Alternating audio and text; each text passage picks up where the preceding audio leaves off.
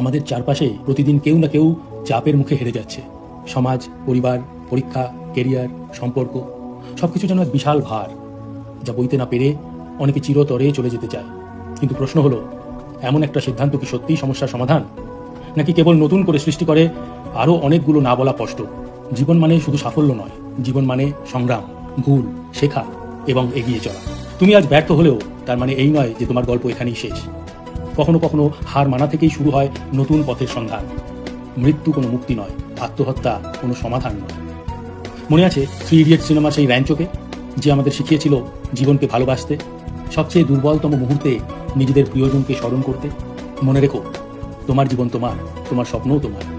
অন্য কেউ তোমার যাত্রাপথ ঠিক করতে পারে না। ভেঙে পড়লে হাত ধরো, কেঁদে ফেলো, কথা বলো, কিন্তু চিরতরে থেমে যেও না।